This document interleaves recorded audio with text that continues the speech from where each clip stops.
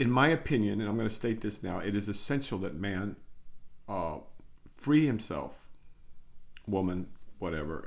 I speak English. We have this gender problem.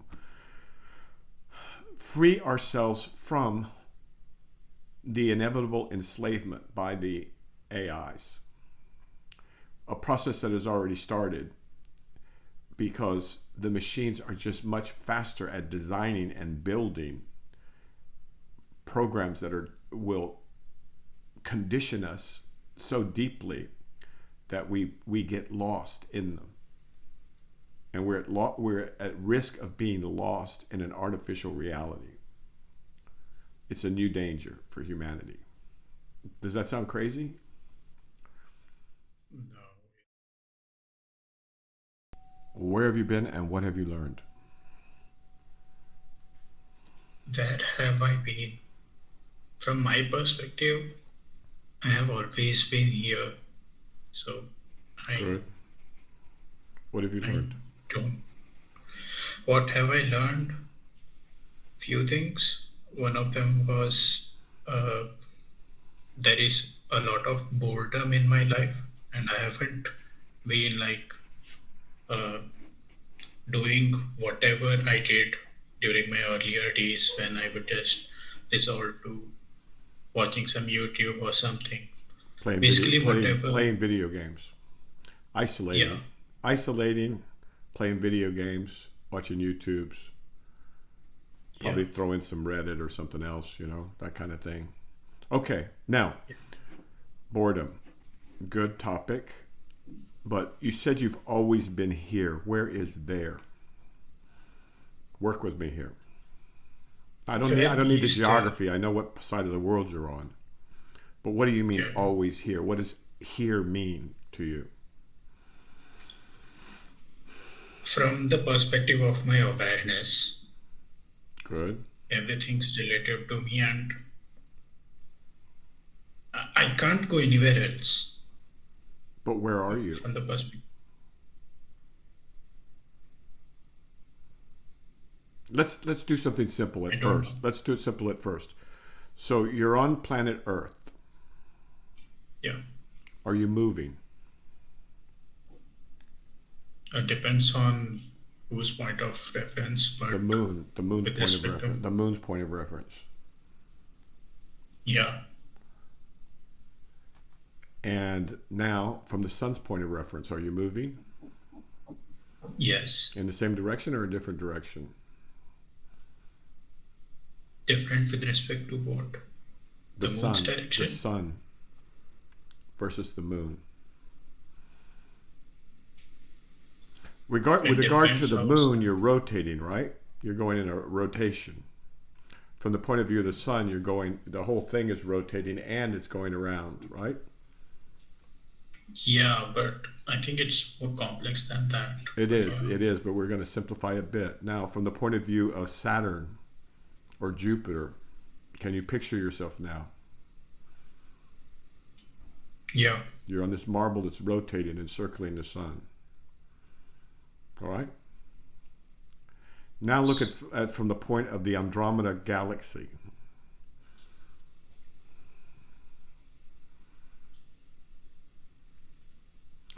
Now look at it from the point of view of a galaxy 10 times as far away as the Andromeda galaxy. How far away is the Andromeda galaxy, the stars that we see? I don't remember how many light years. I need to check.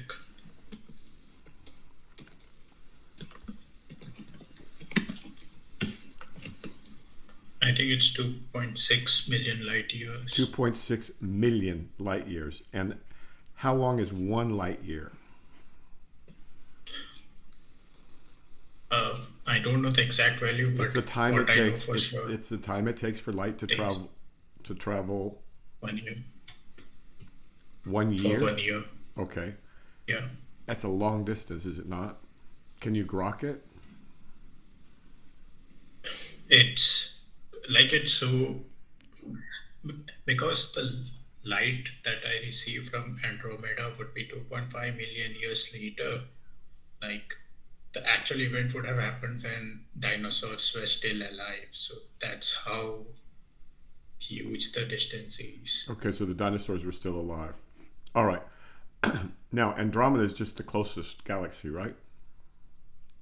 Yeah, Now, can you look at yourself from there? I don't know. The problem is everything will be so small that I don't think I can look at myself. Smaller than a grain of sand.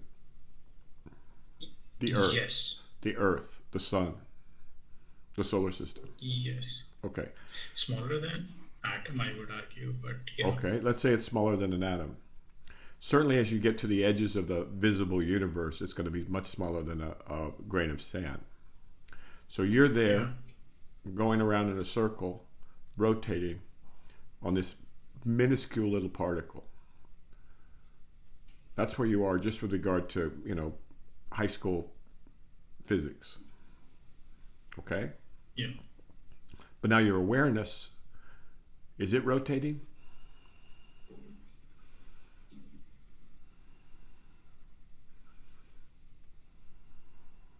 I don't think so. What does it mean for awareness to rotate at all? Very Like, good, very good.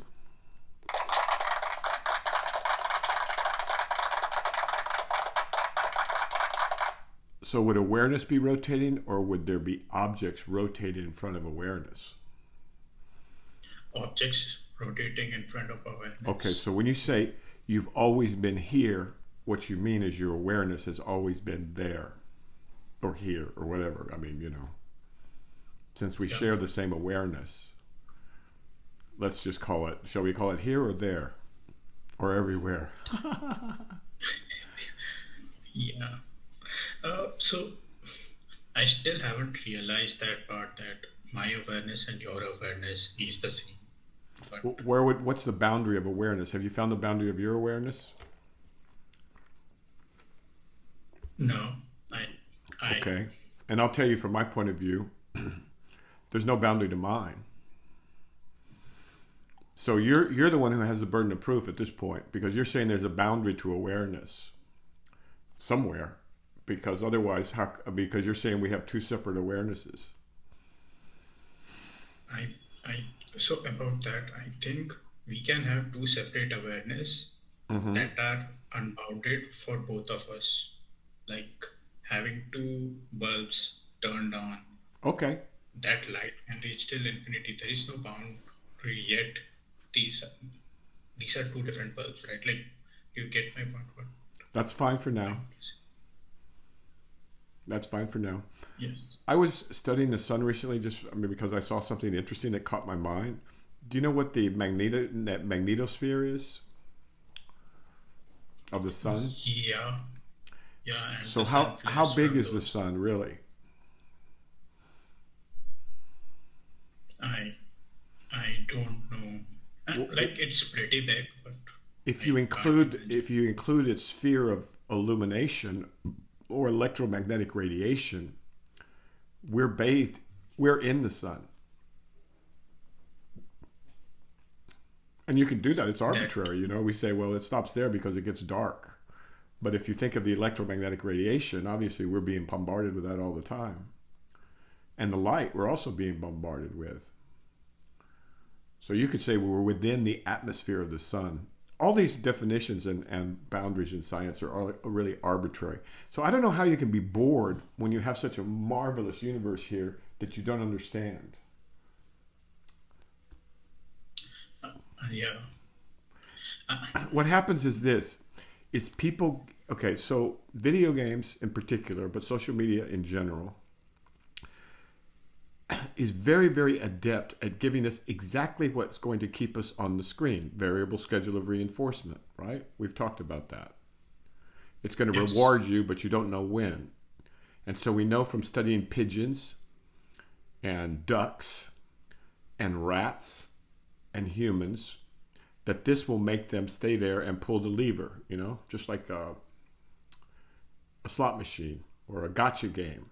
Or and that's how we train pigeons and ducks. And I saw a chicken play America the Beautiful on the piano.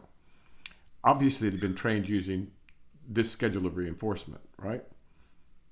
So you've been trained, you've been captured, you've been propagandized and indoctrinated, conditioned to this level of stimulation where you don't have to do anything really. I mean, you push your thumbs a little bit or you scroll with your fingers, but in a video game you don't do much, and on the phone you don't do much. So that's where your brain's set point has been moved. That's a great tragedy because that makes you helpless, and it makes your brain feel like it's missing something because you've been so deeply conditioned. Not just you, but a whole generation of kids has been conditioned by this, making you completely helpless for the AIs.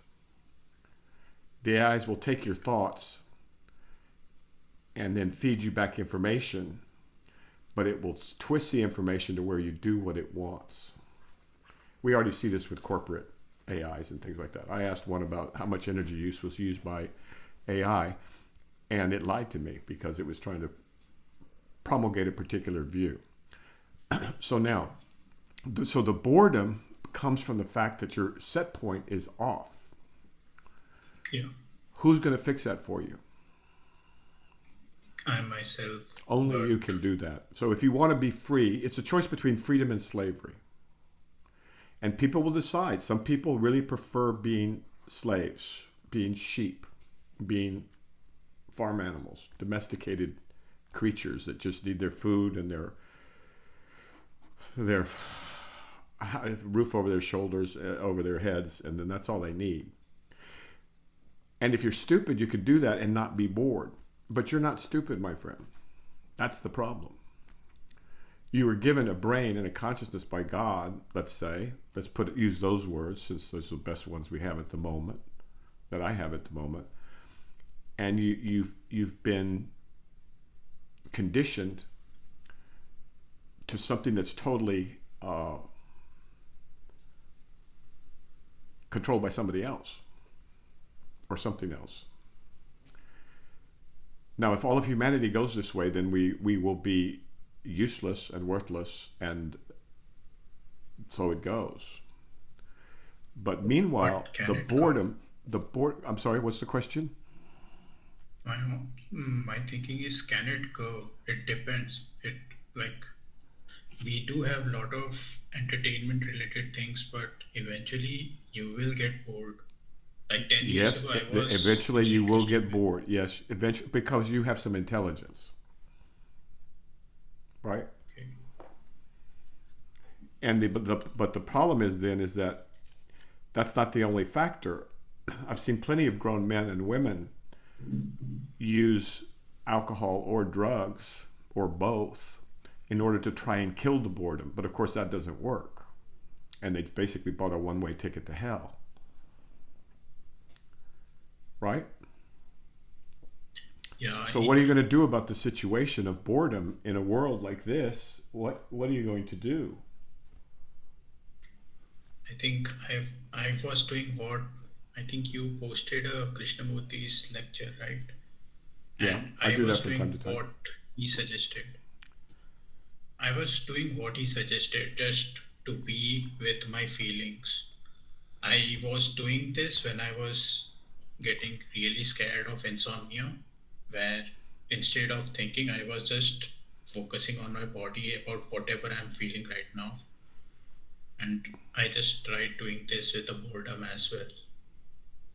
Interesting. But it's What is boredom? no less than normal stimulation, normal being from the perspective of the user. No, because you can play a video game and you still have the same amount of stimulation, but after you've won the game and you've played it a few times, it's boring. So what gives? So boring would be specific to a task as well. Task, and you keep doing that task or an action or a context, I would argue. And you keep doing that thing again and again, and you realize in duration, you will get a lot less stimulation, and after some time, the stimulation is so low that you basically categorize it as boring. Maybe it may not be boring after like not engaging with that That's a lot. activity That's a for lot some of time. theory. Okay, and so I'm going to simplify it down. Do infant children get bored? I mean, I'm talking like 1 month, 2 months, 4 months. Do they get bored? No. Yes, they do. They get quite bored. And we learn this by studying their eye movements, and why. And we can look at their pupils too, and we can tell whether or not they see something. And the key is novelty. Novelty. The brain wants something new, right? Now, Yeah. in reality, things are always new and fresh and bright, and you've never seen them quite the same. As each time you look at them, they're totally different. But the infant who demonstrates what our brain is like seeks novelty.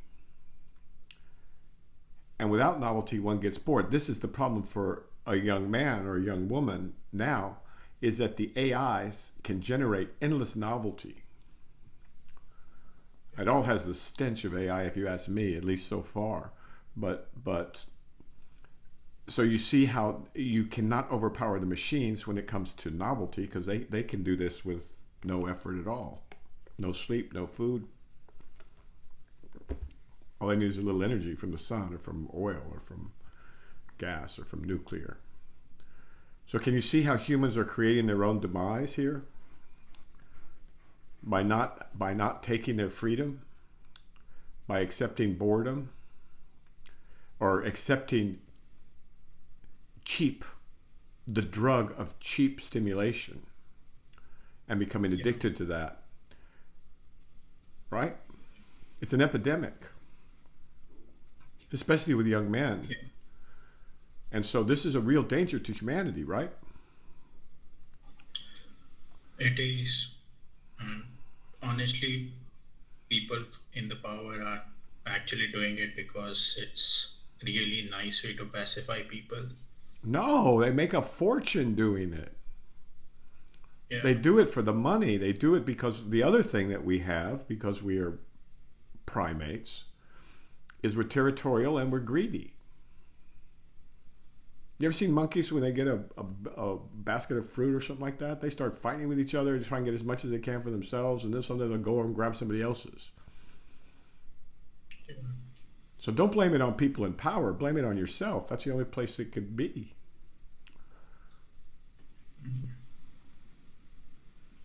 Because it doesn't have to be like that. But this boredom is a real clue. So is boredom painful? Uh, at least from the perspective of a It's conditioned painful. mind, It's painful. it is. It's painful. And so that's why people, it's like withdrawal from heroin or withdrawal from alcohol or withdrawal from Xanax. Those are painful. And so people keep going back.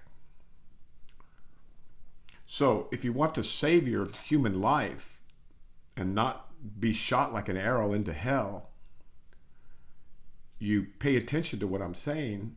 I'm not the only one saying it, I don't think. At any rate, the point is this, is that you have a choice between slavery and what Krishnamurti calls the first and last freedom.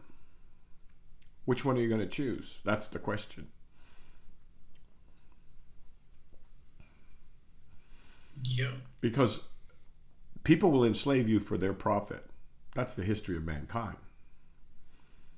But now they can do it at scale and do it very, very easily with no cost of no incremental costs, right? You don't have to, if you had to stand there with a whip or with a gun to keep your slaves in line, that gets expensive.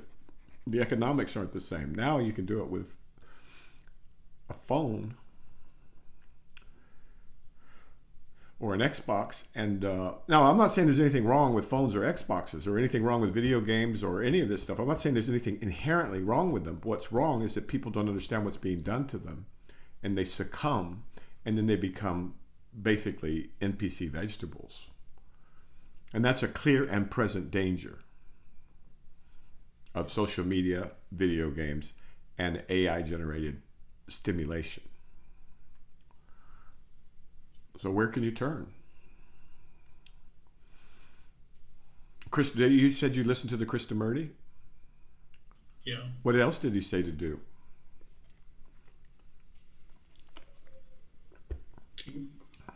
He basically said to not do anything. Just whenever the urge arises, just watch it and do nothing about it. I just realized Krishnamurti, who also was not a psychologist and also didn't really teach individuals in any meaningful way. I mean, he tried with David Bohm, but he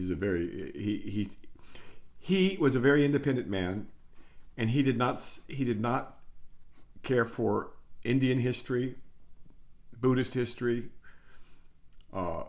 any kind of history or any kind of learning from the past. And he also was at a time where there was no social media, there's no computers yet. They were just on the horizon. And so I think there's limits to what, and remember, he was groomed from a very, very early age. He was indoctrinated by the Theosophists, from like age 12, somewhere around there. And they inundated him with Hindu, basically a Hindu theology. And so for him, it was like breathing. I mean, it's like if we go to school, we learn math, we learn, history, we learn things like that. They taught him Hindu, just a variation of Hindu. They taught him theosophy. Yeah. He saw that that's bogus. And to his credit, he blew the church up. The one that he was supposed to be he was supposed to be the new Messiah, the teacher of the world. But those constraints, and also he was brought up as a very proper British gentleman. That's why he's so appealing with his speech, and why he appeals both in India and in the United States, because proper British English is a marker in people's minds for intelligence and culture and wisdom and all kinds of crazy stuff. But what I suggest for you is that you listen to Krishnamurti and you imagine it with an Indian accent and see how it sounds. Just for fun. It won't get boring. So what else does he say to do? He says to liberate yourself from conditioning, correct? Yes. Okay, does he say how to do that? Like the way I explained earlier, just to not do anything and be present and feel whatever is happening. And what happens is you feel bored. There is a feeling of, how should I say, to do something, or there is a feeling to Okay, so what is that? That feeling to do something, what do we call that? I forgot the name. Action? The feeling to do something. I would say not necessarily to do something that in the past was pleasurable. That's the tendency, I would say. Oh, interesting. Okay, good. The impulse to do something in the past that was pleasurable or fulfilling or gratifying. Yeah. Now, how is that not just a perfect example of conditioning? That is conditioning. Okay, that is conditioning. So how are you going to get away from that? What does he say to do? By seeing that it is a conditioning. Okay, you've seen it clearly, have you not? Can you see it? We've talked about it. Yes. Are you free from it?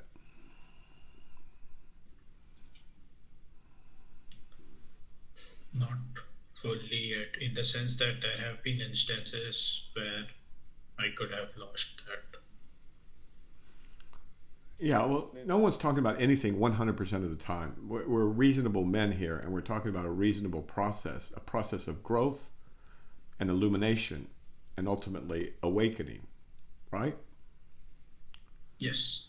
So no one's talking about 100% of the time, but are you free? Are you freer? Let's say that. Relatively, Are you yes. freer now than, say, 2 years ago, Yes, definitely. a year ago? And Yes. how did that happen? No, no, let's not go into the details. So now, so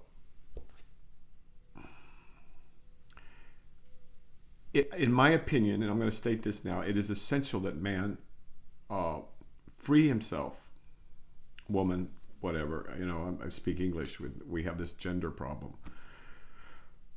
Free ourselves from the inevitable enslavement by the AIs, a process that has already started because the machines are just much faster at designing and building programs that will condition us so deeply that we get lost in them, and we're at risk of being lost in an artificial reality. It's a new danger for humanity. Does that sound crazy? No, All right. it's Well, I'm pretty speaking now as a real. psychiatrist. For psychiatrist initially meant doctor of the soul or doctor of the spirit, if you go back to the Greek meanings of the word. And what I'm saying here is that as a physician, I'm going to call it and say, if we don't do something about this, we're all going to be lost. But right now, we're concerned with you. So, what questions do you have? Uh, Questions. So I have few questions. One part of it is related to my worst case scenario analysis, basically anxiety, I would argue. Okay. So A question related to to start off, anxiety. Anxiety. Okay, yeah. good. So to start off with, like for me, what anxiety is like if you know one plus one equal to two, then you Hmm. know one plus three equal to four, then you know one plus ten equal to 11, and dash dash dash. Then how can you not believe that 49 plus 1 equal to 50? Like, isn't the same process happens in anxiety as well? Say more. Interesting. This is what I feel like is the anxiety for me. So what I basically do, Okay, tell me the like difference I between. was Let's do this. What's the difference between anxiety and fear?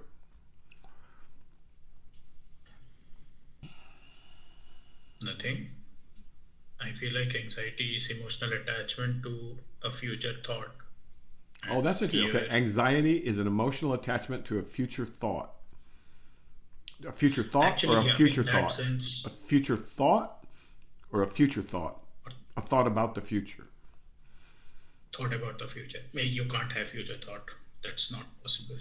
Yeah, you can't have future thought, but you can have thoughts about the future. Yeah. Okay, so that's fear, anxiety. No, that's anxiety. Fear can be, so I think fear has two components. If if like there is emotional attachment to the thoughts, Hmm. then the fear could be fear of future. But at the same time, you can have a primal fear of present, maybe because you are in danger. Yeah, there's a spider, there's a snake, there's a lion at the door. Yeah. Okay. So in the normal course of a, let's say, a month, how often is there cause for real fear in that sense of a present danger? Almost none. Correct. So let's talk in general about anxiety then, if you okay. But it's important to, I think, to understand the neuro. So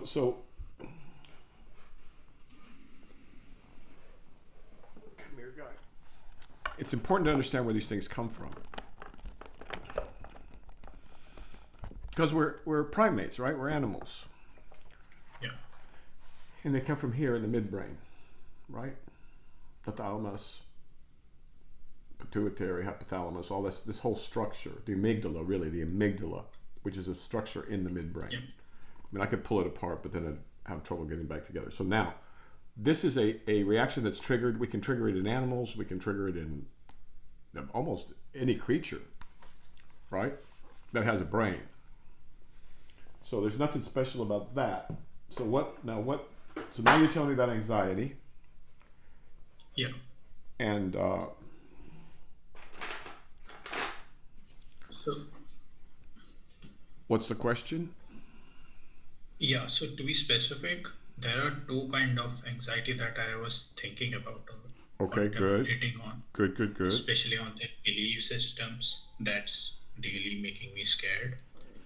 Okay. First of that is fear of insomnia, which I have discussed a few weeks ago. Right, which causes insomnia, by the way. Yeah, that's the ironic thing. Honestly, that is the most ironic thing about that. And So let's see if we so can find I, a metaphor for that. yeah, Somebody's metaphor worried for, about yeah, hitting their thumb with a hammer, so they hit their thumb with a hammer. Is that right? I, Can you move over I just a little don't bit? think so. Yep, There we sorry, go. I don't think so. That's exactly right.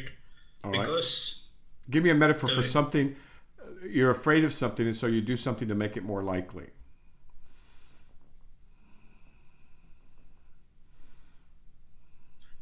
maybe you are afraid of, I don't know. Maybe you are afraid of going outside, but you don't have a home, so you have to go outside. No, I, I may have to think a bit deeper Okay, think about to it. come up with a The scenario. Zen masters would have something like that. Boom, right? Yeah. So I Something was like, discovering a bit about this fear of it. kind of like trying to get rid of your shadow by running around in the sun.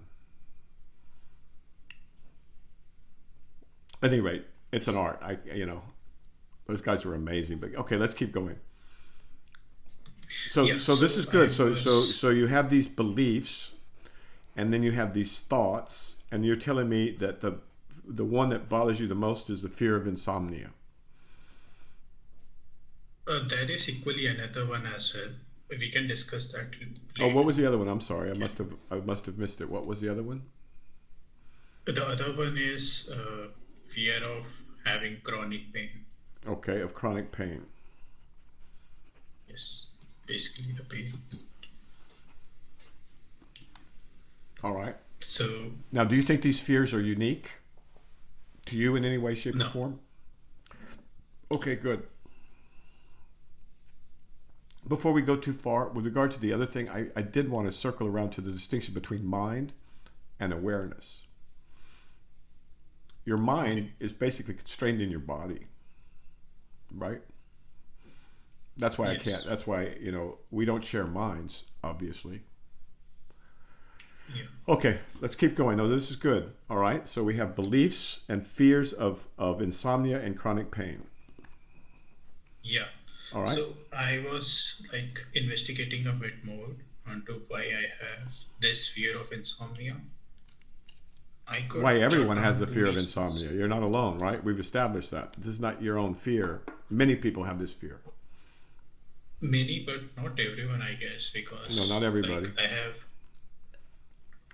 because I have heard of parents who just live for 2 to 3 hours for months and do things. I have few of my friends who do that Okay. because they are new parents right now. But either way, I had two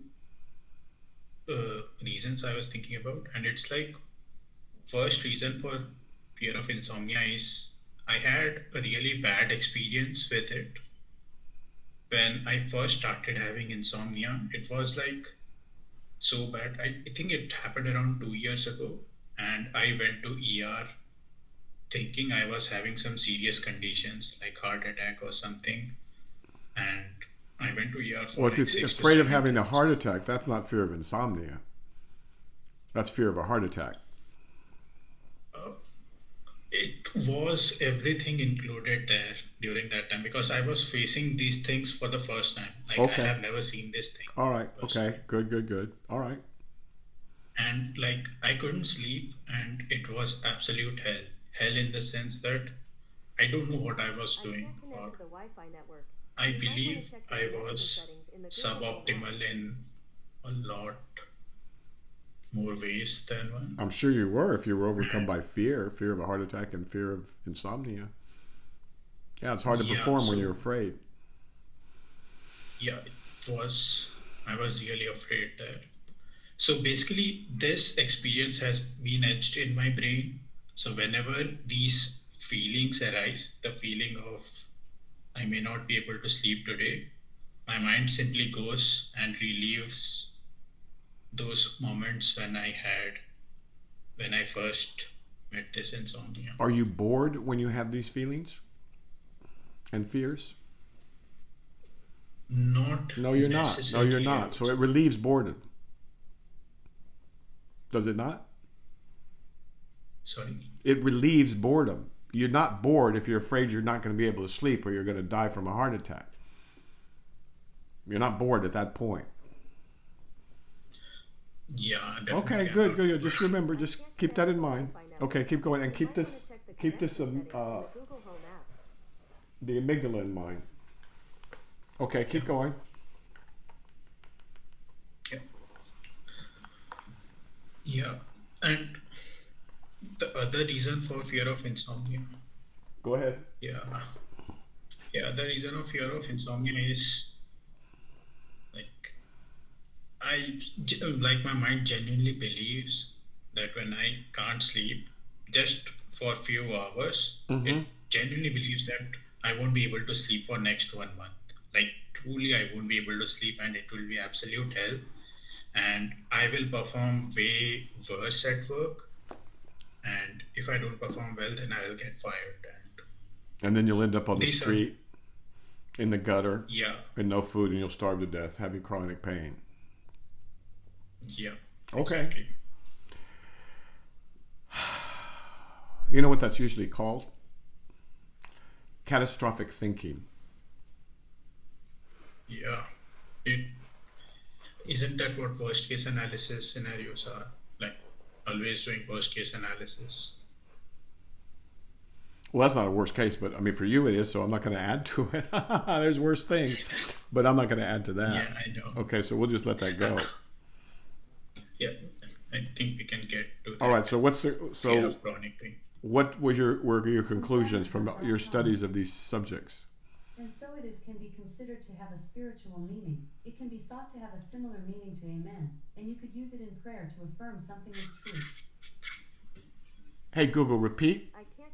Alexa, And so it is repeat. can Out of nowhere, Alexa, Alexa, repeat. and so it is can be considered to have a Oh, spiritual meaning. and so It it can be thought to have a is. similar meaning to amen, That's and you could interesting. use it in prayer to affirm something is true. Somehow or another, she decided I wanted a definition for and so it is. And she comes up and says it could be used similar to amen. So I don't know what she's probably, God knows what she knows about in my mind, but that's both scary. See, that's scary because obviously the AIs are going to know what you like, what interests you, Yeah. right? Yep. Alexa, stop listening. Google, YouTube. All right, go ahead. They're not going to stop. Yeah. So the other part is fear of chronic pain.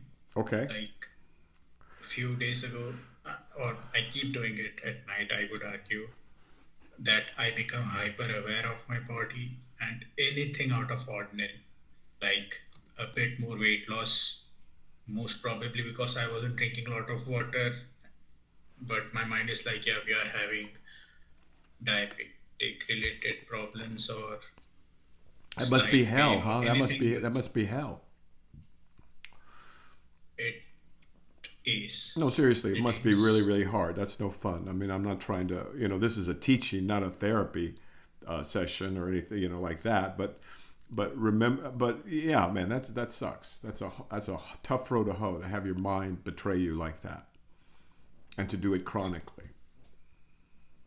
And to be honest, I can't I can't like tackle it through logic or reasoning at all Well, because actually, you could, yeah, but you'd have to be aware of awareness.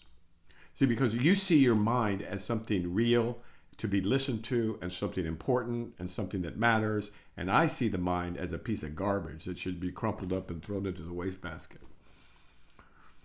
So you just don't know enough about mind. If you did, you would say mind is garbage.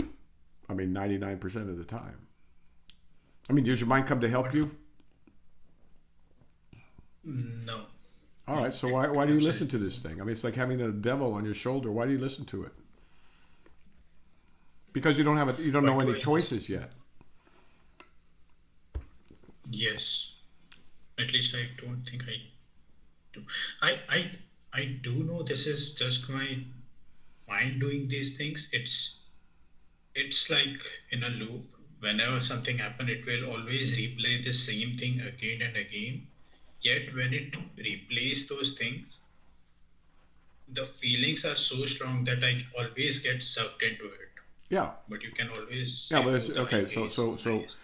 Just so people know that I'm aware and you're aware that these things are called somatoform disorder, somatization, hypochondriasis, body something or other. They got all kinds of these labels, right? We've got years and years of labels for this Yeah, situation. it's But what has that done for us? All these labels. nothing. Nothing, right? Okay, so basically, what's your question? You trust your mind when you shouldn't. You believe it when you shouldn't. You pay attention more than you should. And because you don't distinguish your mind from your awareness, you feel like your mind's the only thing you've got. But I know, and you will know, that the mind is not who you are or what you are. That's just something you picked up from, it's in the, here, this amygdala, and then your parents and your teachers and social media and all this other stuff. But can you see how these are related to insomnia or not Yep, yet? definitely. Okay, It is. so it's all one big problem.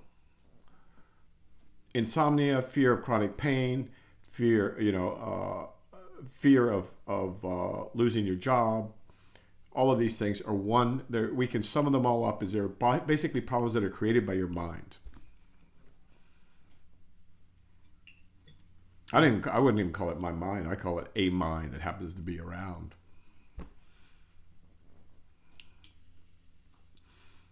uh, So until you're free, It's this is a reason to get free, no?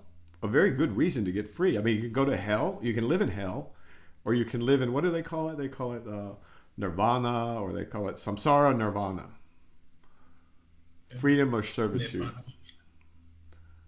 uh, bliss or torture, I don't know. Yeah, this is the age-old question,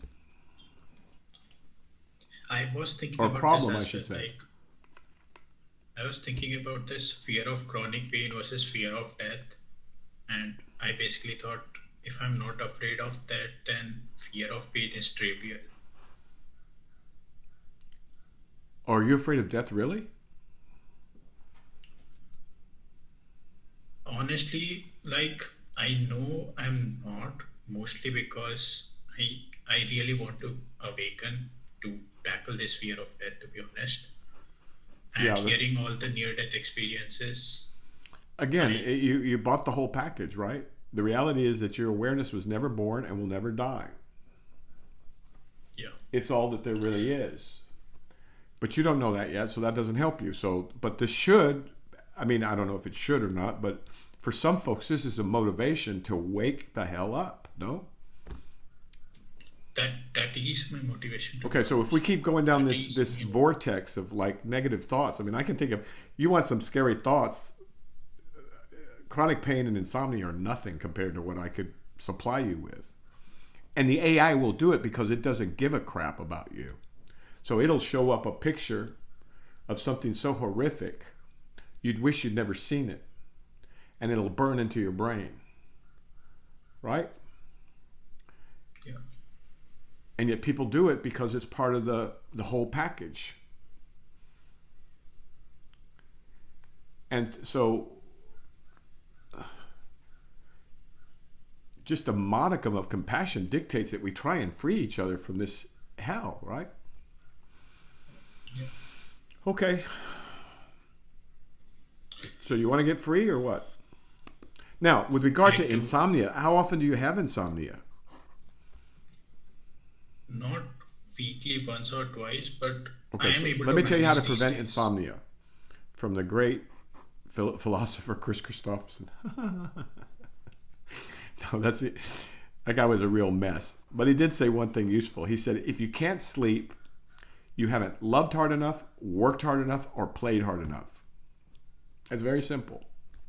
So if anybody out there is afraid of insomnia, you just need to exercise more, love more, in all of its permutations, or you need to work more. And I promise you, your body will be very happy to oblige you and give you sleep, right? Yeah. Now, if you indulge this amygdala, if you indulge this guy, or you keep stimulating it over and over and over, then you can develop habits, and they're painful habits. So why do it? Why don't you do something else? This is the way I would look at it. But tell me about this 50 plus 1 equals 51. Tell me about that line of thought. What was that? It was basically like, I thought that's what anxiety is, right? Having some instances of it in the past and then extrapolating that if some of these similar event happens, then that bad thing will happen to me again. How would that be different than inference? It is that. Inference, It okay. is. And actually, inference is a very important way that all organisms, not just organisms, but tissues, have you studied anything of man, this guy is so important. His name is Karl Friston. Basically on the free energy principle, or how minds exist in tissues, in bodies, in things we never thought of, and in computers, or potentially. Have you studied him? Not much, I would say. If you want to stay away from the math, do. If you want to stay away from the hardcore computation, you may or may not want to, but if you do, just stay away from that. But get the principle of how all tissues or minds use inference as a way to plan their actions. Okay? And you'll never be bored. Your mind is designed to learn. We're fish swim, eagles fly. We learn, right? We have these magnificent brains here. And if they're not learning, they're dying, or they're being conditioned into something not good. So what's the problem? So you use inference, but the pool of inferences that you're drawing from is obviously limited, or you wouldn't have this problem, right? Yep. It is. So you have to increase the pool you have to increase your experience in life. That's the other huge danger. As this entertainment and this reinforcement becomes more and more compelling, people are going to isolate more, and they are, right? And so they're going to have less human experience, and they're going to have less experience of nature, which is sanity. Nature doesn't go insane, right? And so if you have no exposure to that, where are you going to get your pool of inferential examples from? Examples that you're going to use for inference. Do you see? Man does not live on bread alone, and man cannot live in a room with a flat screen and a computer and a phone. He'll wither up and die, or wither up and just become a place for people to extract money from, attention and then money and data. And that's the current deal that's being offered to humanity, at least in the industrialized West. Very, very dangerous. We got to step up.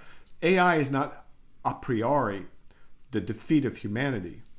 AI is a challenge to humanity to get to something that friggin' matters, instead of this garbage of, that we're involved in today. Like, who can get the most territory? Who can get the most money? Who can get the most points in a video game? Who can get, who can win the Oscar? That's not going to work, right? Because these AIs will beat us at those games, and those games are trivial anyway. it, yeah, it. I don't think it will satisfy anything. Like Well, it'll new satisfy things the will people always. that it'll satisfy whatever its objective functions are, and it'll do it very, very well. And if humans don't have an objective function, am I using this phrase right? That's better than what we've got now, we will rightly perish from the face of the earth. But I maintain that we inherently have a, a, a trajectory, a goal, a horizon, a journey that's built into each and every one of us that will both save us from that and save us collectively. As we become more intelligent about what we really are, we're not these bodies.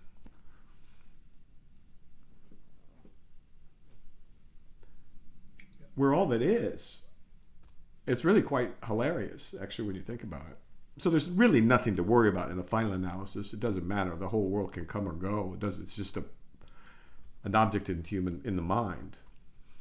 And this world is an object in the human mind. The one that you and I see with the trees and the clouds and the birds. It's so beautiful. That's a human world. Frogs don't have that same world. Fish don't have that world. Birds have a different world. Okay? So, yeah, you really want to look into Karl Friston if you're going to talk about mechanisms of mind. And actually, that would solve your problem too, because you're only looking at the whole numbers. 50 plus 1 equals 51. What if you broadened your scope and started getting into exponentials and logs and things like that? But just have fun, man. Use your brain, use your mind. Okay? All right. Oh my gosh, we're almost out of time. Question? I actually had few questions related to that poem, but I think we can discuss those Which poem? next time. Which poem? The poem that you sent today. It's nice I think. okay, it's nice that you call it a poem. It's actually Yeah. an answer to a question that was asked by a crown prince in China. Yes. A big deal back then. That was a very high point, in one of the highest points in Chinese civilization. There was others, but let's do one, and then we'll stop. Yeah. I'm So glad I you read actually it. I'm had really one glad you article. listened to it. It's really, really important. It's from the truth, the treasury of the eye of true teaching, and in this 3-page or 2-page poem, I like calling it a poem. The Dharma is spelled out in its entirety. I mean, that doesn't make any sense, but it's pointing in the right direction. I don't recommend this book. It's way too convoluted and advanced. Unless you're an old man and you've already woken up, in which case, yeah, go for it. It's fantastic. Or old woman. God, forgive me, I was raised in a different epoch. All right, so what's your question? So, on a high level, I wanted to ask how to understand this poem without thoughts, or does that not make sense? Because the problem that I face is okay.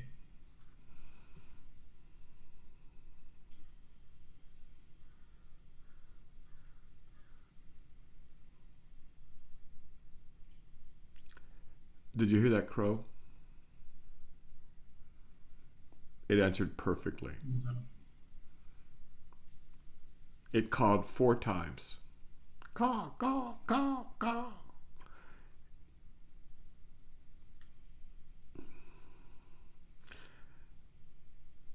I think your question is convoluted, twisted, and you don't understand yet. First, understand it with as best you can with thought. And don't try and game it. Don't try and be clever with it. Just read it and just take it on its surface, right? Yeah. Because this reality is far, far, far more beautiful, and in your case, recondite, hidden, than anything you imagine. I know you think you have an idea of what the world is like, what you were like, what nature is like, but you have no idea. You have none. I'm afraid. What can I say? I'm not trying to diss you. I'm just saying when you wake up, you see that things are very, very, very different than anything you've imagined so far. And so thought and non-thought, those I should get a crow here to answer sometimes. You know? Because words are limited and limiting, but in poetry, and you're right, this is poetry, he's able to say things that cannot be. That's what poetry is, saying that which cannot be said in words. But then you say, well, wait a minute, that doesn't make any sense. Well, yes, it does. Don't be an idiot, you know? A poet says in words that which cannot be said in words. And someone goes, wait a minute, that doesn't make any sense. And then you go, boom, you hit him on the head and say, either leave or don't be an idiot. Want to take your pick. You see what I'm saying? Yeah, like that's why I brought this up mostly, because whenever I was going through the poem, thoughts would pop up and guide me about what is exactly happening.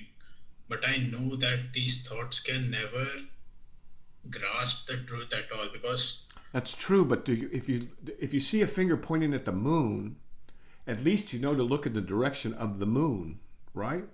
yeah, that's it's all expedient at the end of the day. Exactly. That's all it is. Words are just an expedient because, you know, and these guys in the 11th century, they wanted to help too. And they worked hard at it, lots of them, and lots of them woke up. Lots of them. And so that's why we should resuscitate it. It's been lost. It's going to be maybe lost forever, right? Like so many things in our history. So we hope that we can at least preserve it for later or for now. For now. Because it's so valuable. It's like Van Gogh sitting around in somebody's basement. You know, so somebody goes, oh, Van Gogh, you know, it's like it's 1900. Or, I mean, sorry, let's say 1925, 1930. Someone has a Van Gogh. They go, what am I going to do with this piece of junk? No, I'm serious. I'm very serious. People don't recognize what's valuable in their lifetimes. Most people don't realize that until centuries later. But we can't afford that. This is precious, precious, precious. So I'm glad you're reading it. But yeah, like thought and words are just a finger pointing at the moon. Yeah. And koans are condensed little bombs. They're kind of like Sufi stories. And if they hit you the right way at the right time, you wake up. But you have to understand a certain amount, just the right amount, and not, you know, it's complex, and it cannot be put into a formula, and that's part of the point. But it's still it's using words and it's using images. Like they often ask, what is the meaning of the teacher who came from the West? They're speaking of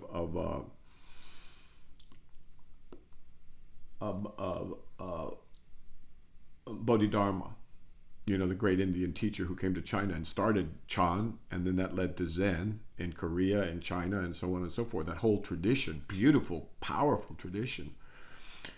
So they have, you know, reference points. Like, so when I say to you or say to a Westerner, a finger pointing towards the moon, you know what that means, right? Yeah. So I can almost just point a finger like this and you know what that means something to you, right? And it's like building up a bigger base of inference. It's bigging up, having a life with more experiences and more different kinds of experiences. They're also essential for boredom.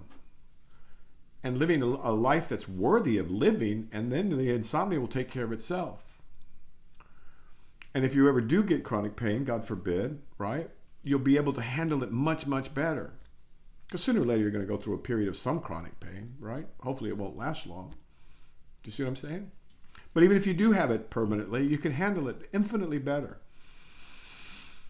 Something like that. Follow-up question, and we got to stop. No, it will take a lot of time. All right, sir. So we can discuss it next week. Yep. Namaste. All right, we'll see you later. Take care. Guard your mind.